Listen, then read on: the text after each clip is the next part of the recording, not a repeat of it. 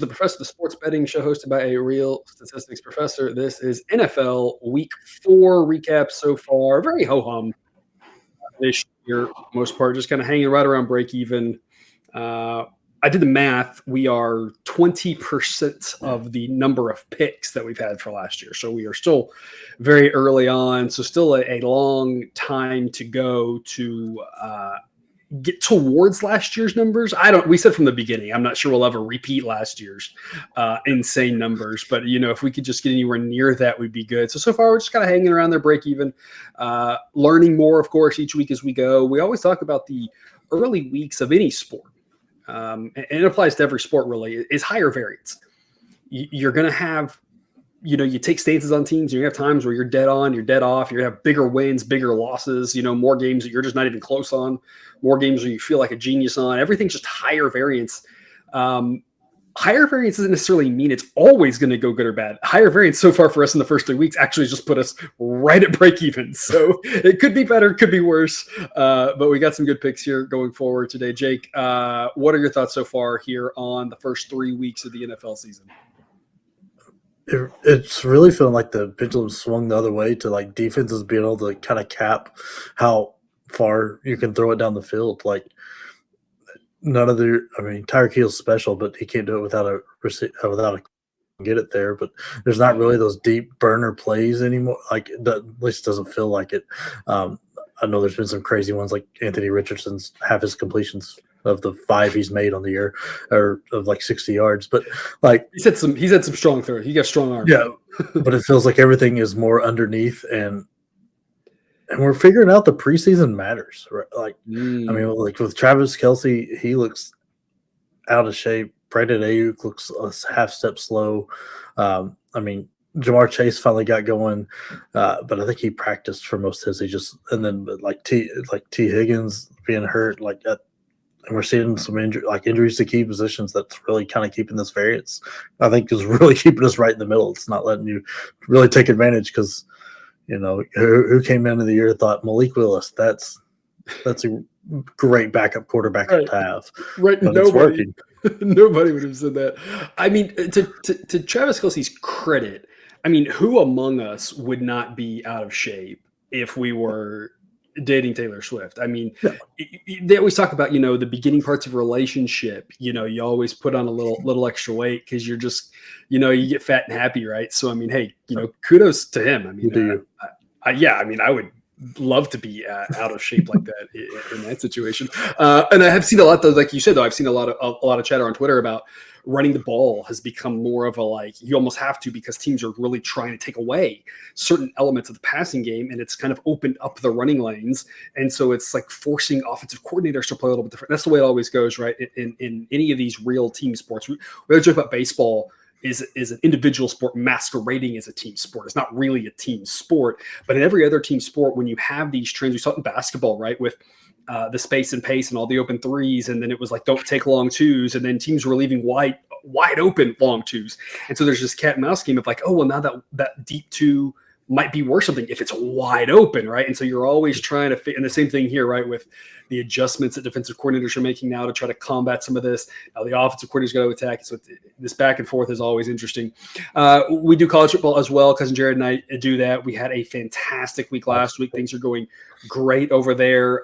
They were a little bit more modest last year, but still a fantastic season last year. And so far, really good again. So if you want any of that, Dub Club is the place to be. We've got the all access package, which has everything, but we have a football only package. We have a top plays only package, just a small number of plays each and every day, overnight projections, overnight picks, a lot of details, a lot of notes, a lot of things that I've worked really hard to summarize clearly. The Discord has a lot of great people in it, a lot of smart people talking about their sport. So a lot of reasons to be there. That QR code will take you there, or there are links in the show description. And folks, there's a lot happening on this screen, but I did want to highlight some of the current specials we have right now. We've got multiple promo codes going on right now. If you're interested in the all access package for either the 2-week package or the full month package, you can get your first payment on that for half off.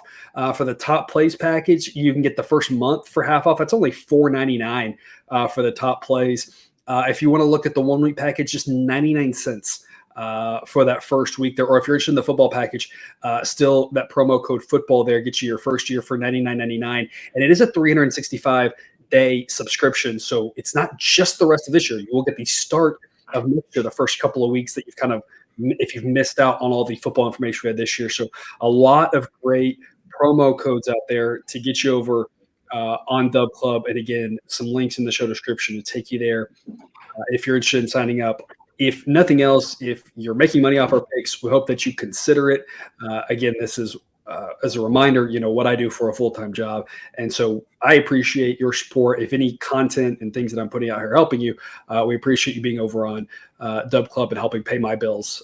And hopefully I can help pay, not pay yours, or you shouldn't be betting with your bill money, right? But give you a little more enjoyment with your betting money and all of our picks. Some quick reminders about the model. It's a player-based model. Ratings reflect the current roster. Average grade is 100. Higher implies more points. Offenses thus want to be higher. Defenses want to be lower, particularly an average game. One game we have no idea what's going to happen. And Jake, we've got 3 money line picks today, maybe even 4. I can't remember. And the idea is we're looking at probabilities. We don't know who's going to win each game. We can't necessarily predict that. But what we can say is what prices are good bets. And that's what helps us in the long run. It may not help us every single game, every single week, but in the long run, it helps us out. And that's what we do here. And that's how we make money. The model gives it A, B, or C, love, like, or lean. We add the plus if we like it. Let's get to it. There's a Thursday night game. No pick on that. It might be a little bit sloppy, though. Might have some rain in the area. Something just to keep in mind there. But we'll go to Sunday at 1 p.m. The Saints and the Falcons, 2 teams that are maybe a little bit of a surprise to a lot of people. But we came on here a couple of weeks ago and told you people that the Falcons not to overreact to that first week, that Cousins would be okay. Once he got it going here, that offensive line was really good. They could run the ball. The defense was solid. They got the job done against Philadelphia. They played a really tough schedule at this point. They couldn't quite get it done against Kansas City, but the way they hung in there, I think, kind of illustrates the same concept. That they're a very solid team. Maybe not the top, 1 or 2 or 3 teams or whatever, but they're hanging up there. And there's a bunch of teams in this kind of 5 to 10 range that the model has, and the Falcons are one of them. The Saints, had one very impressive victory, but the model is not overly sold. Thinks the Falcons win 71% of the time. So we're going to take them at minus 137 on the money line. Again, the A grade threshold for this to be a good pick is minus 189. So we've got a lot of cushion there to get the A grade threshold for the money line for every single possible pick that you can make here. All whatever 32 teams you can back is available on Dub Club. Jake, what are your thoughts on Saints Falcons? Like the Saints owe us after that last week, them and the Eagles, that was just a terrible, terrible hurt, cover your eyes kind of game that shouldn't have been broadcast. But Atlanta, man, they've played a really tough schedule and they've been right there on every game. And you know what? Their division is very weak, and I think they are right now leaps and bounds above everybody in that division. The defense is really surprised me at how well they've played. I expected them to be like above average, but not like this. And the more comfortable Cousins gets, the better everything looks. Especially with like Kyle Pitts gets moving, and you get Drake London and Mooney. That he's been a surprise of how him and Cousins have really taken off and felt comfortable together, almost like they've played together before. I don't know if they have or not, but I mean, Robinson finally got in the end zone, but so I think we'll see a lot more of that. It's just this Atlanta team has all the talent. They've got the line that really makes a difference. I really like their coach. I think New Orleans is going to fool a lot of people off those first couple of weeks where they were just absolutely scoring off the charts. Because one of those against the Bryce Young-led Panthers, probably just throw that out the window.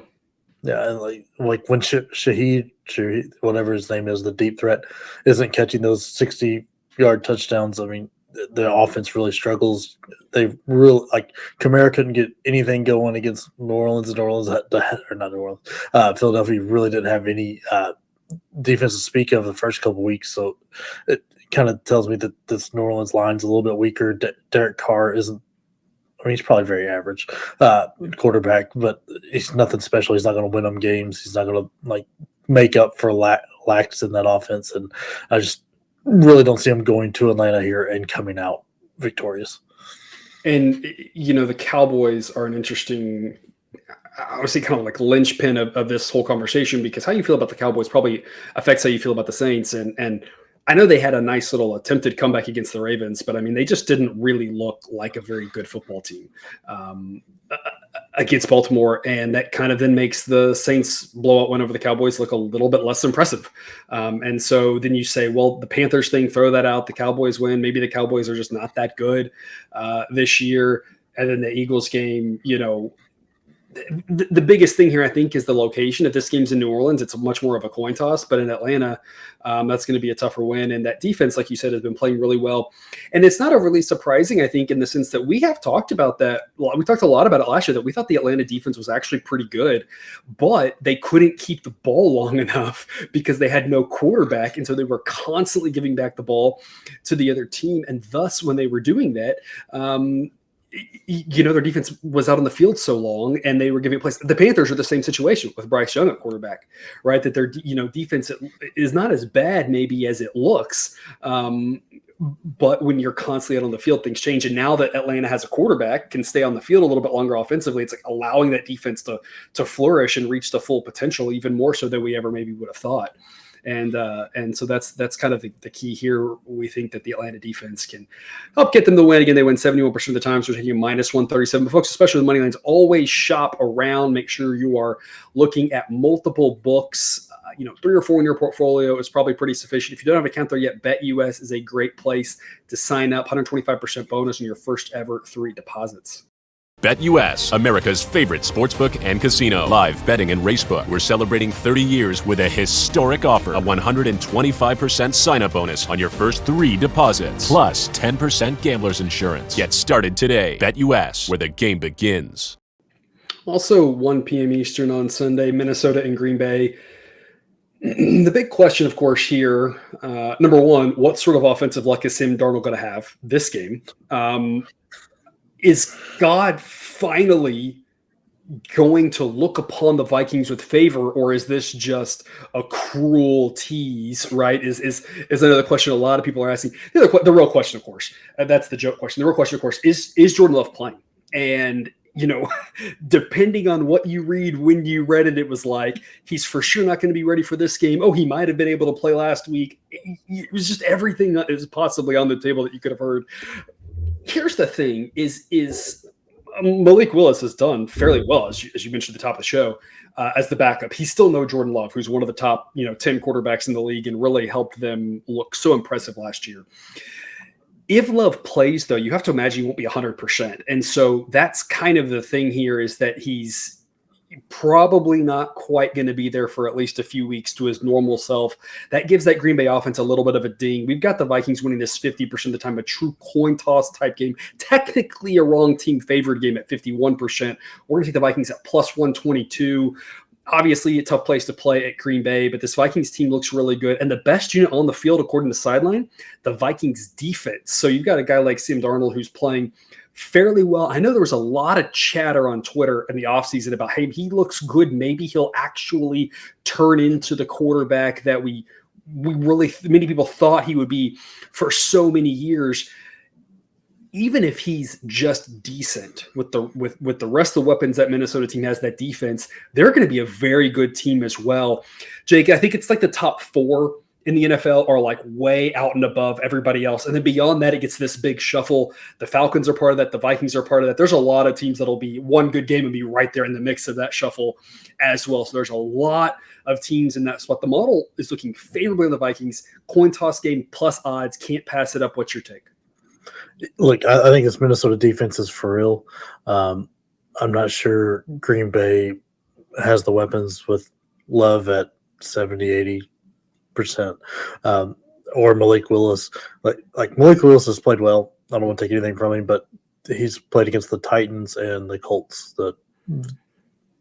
Got to look at the competition. A Colts defense has struggled. A Colts defense that he's faced before, given his days in Tennessee. A Tennessee team that, massive revenge game in that building.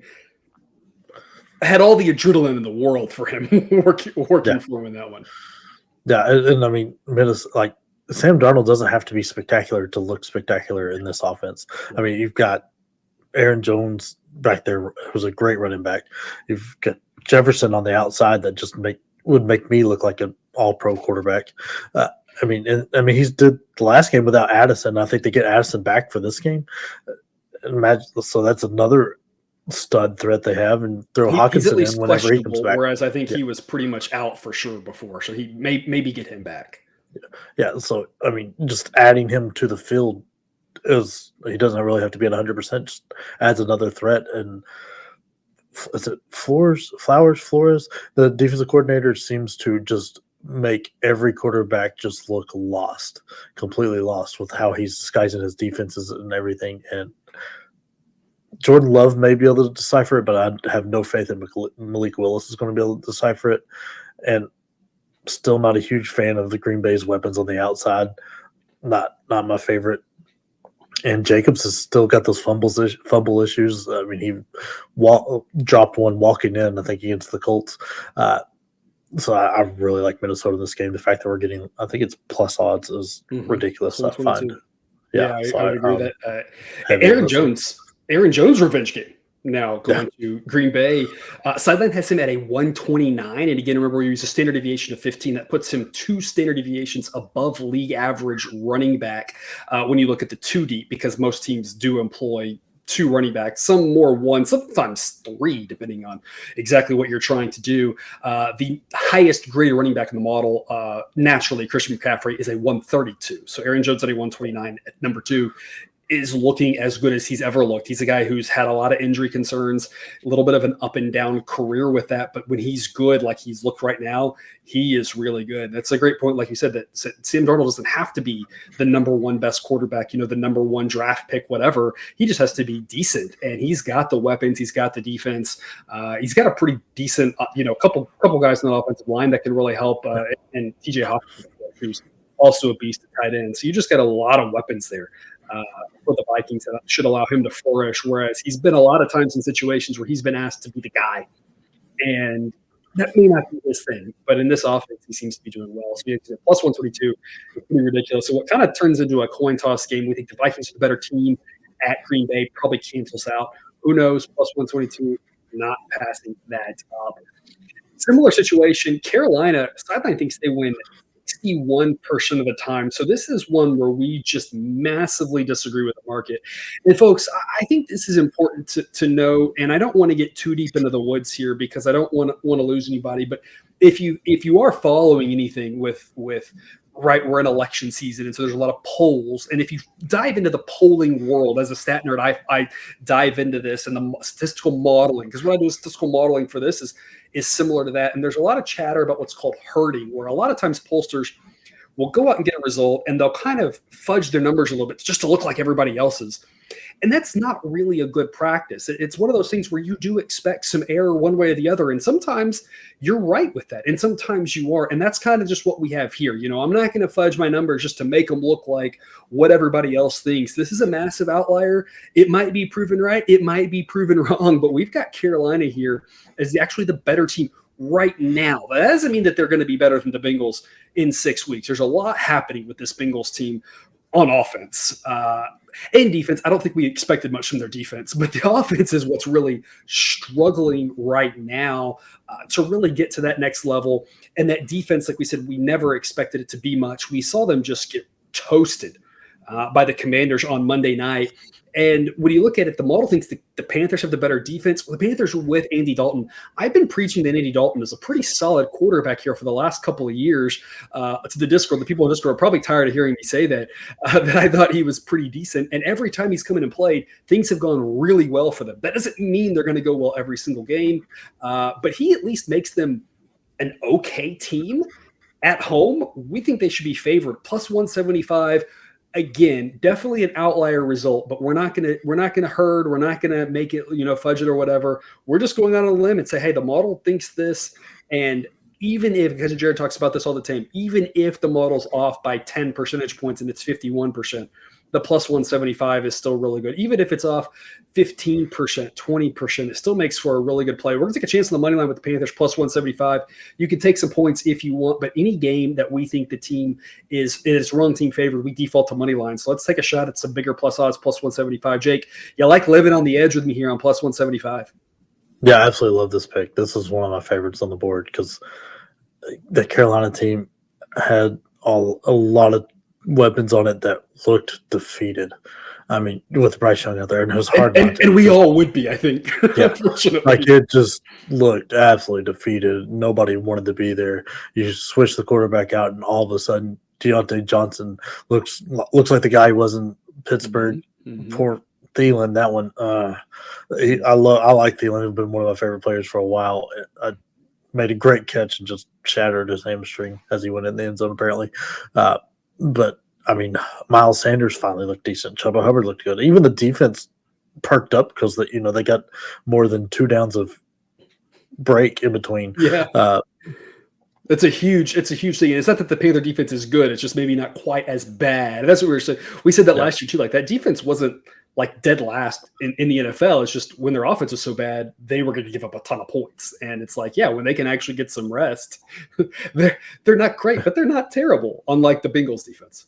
Yeah, which is the Bengals everywhere except for quarterback and receivers. Their running backs they don't look like they can gain any kind of momentum, forward momentum, partially because of the line, partially because they're not that good. I was going to say, I think a lot of it's the line. When I look at the offensive line grades here with Trent Brown out for the season, they've got 3 guys that grade out around league average, and that is it. Once you get beyond that, especially if they lose one of those guys, they've already got 2 guys having to start that are very subpar linemen relative to league standards, and that's just not good, and that's going to crush your running back situation right there. Like you said, just not being able to get any forward push. Yeah, and they played on Monday, so it's a short week. I'm not sure, how's T. Higgins' legs going to fill after that. I mean, Jamar Chase is Jamar Chase, but it's just, and I mean, I just don't put enough faith. I think the Commanders were. But did they play the Commanders? Oh man, the Commanders that Jane Daniels put on a show, had a great time, but that defense isn't anything special either, and that was a tight game. I think Carolina's defense is at least a half step better than the Commanders, and I don't think Cincinnati's going to be able to.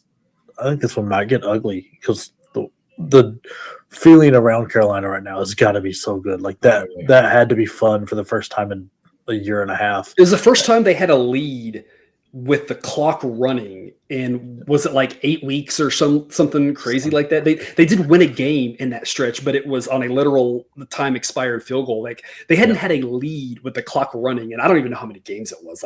To actually go out there and play well and be ahead, be like, we're winning and we can go score and take a bigger lead. Like, what a crazy thought.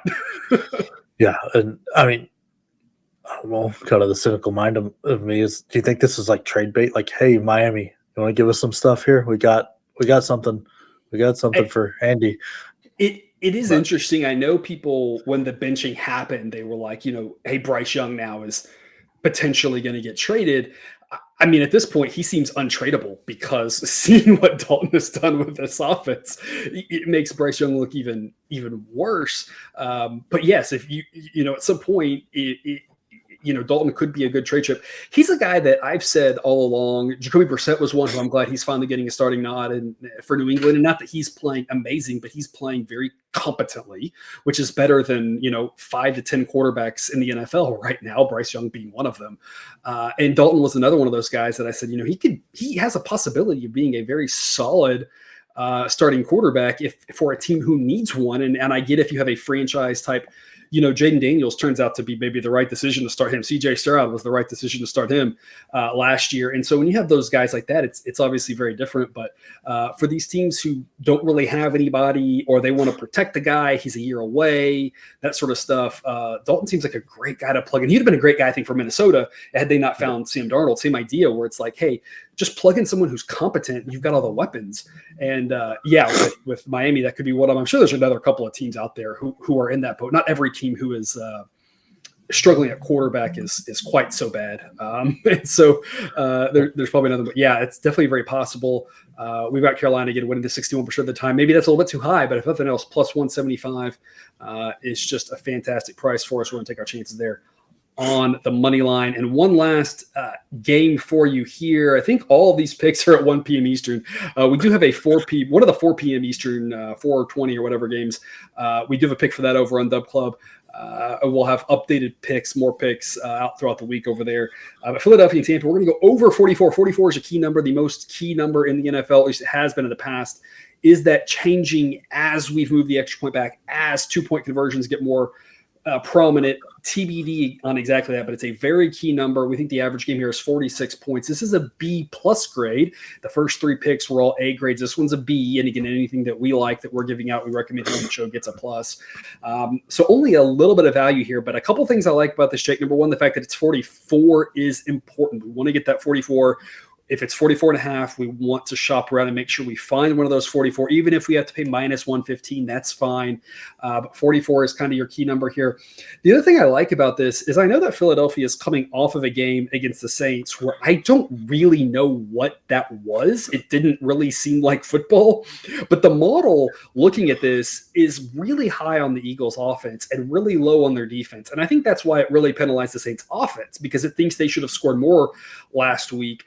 Obviously, that didn't happen, and this Tampa Bay team does have a very good defense. But that game aside, I think we're getting a little bit of extra value because that game just happened. And that doesn't mean that this game won't play out the exact same. It will also be 15-12 or something equally ugly.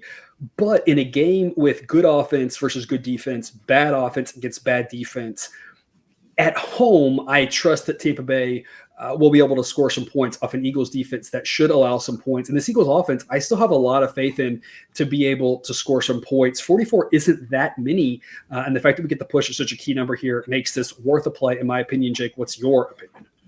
Yeah, like Tampa should be able to take advantage of this. I don't know what that was last week against Denver, but Mike Evans didn't look, I don't know, he didn't look great. Chris Godwin still performed. Baker seemed to be running for his life half the time. But those 3 guys should be able to put some points up against Philadelphia. And if Irving continues to look good, that's really going to finally help out with a little bit of running game. And I mean, Barkley has looked great through the first 3 weeks here. Philadelphia's going to use him a lot more, which they should. They should really lean on him with the way the pass offense is going, with Brown going down and then Devontae Smith. I haven't heard how he's progressing through all that, but that was a pretty brutal hit. But they still got weapons out there. I mean, they traded for Dotson for a reason.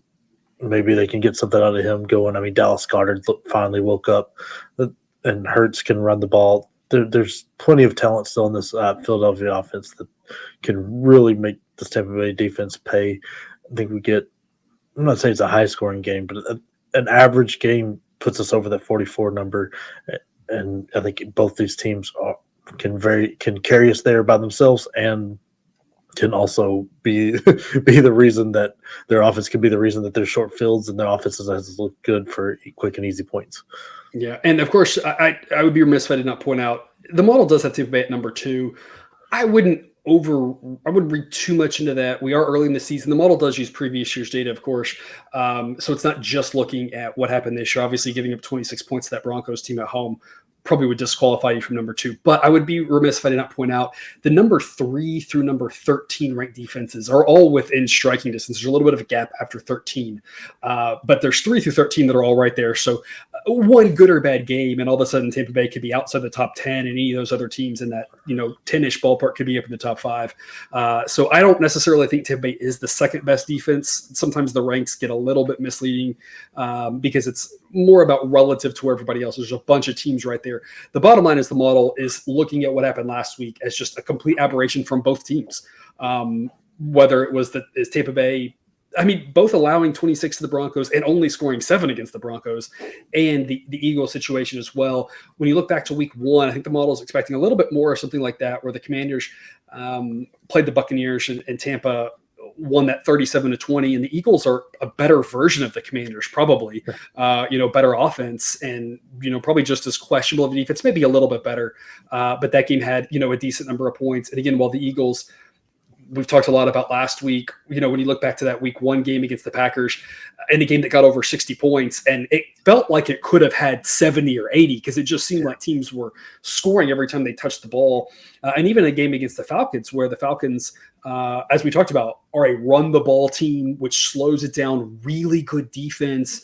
That game got to 43. And I think that's the comparison to this game that Tampa Bay wants to be. They want to be that strong defense, whatever, but the model doesn't really like their ability to run. It's going to force them to pass a little bit more. That's going to create more plays. And so I look at a game like Eagles-Falcons at 43 points. I think Tampa's going to have to pass a little bit more than that. That's going to give us fewer plays. I think that's kind of why we get to the 46 mark. Again, 44 offers a lot of value. That push protection, so over 44, beat grade pick there. Jake, that's all we've got here, those 4 picks. Again, a bunch of specials to get you started out on some cheaper prices over on Dub Club. Check out the links in the show description. Otherwise, parting words for the viewers.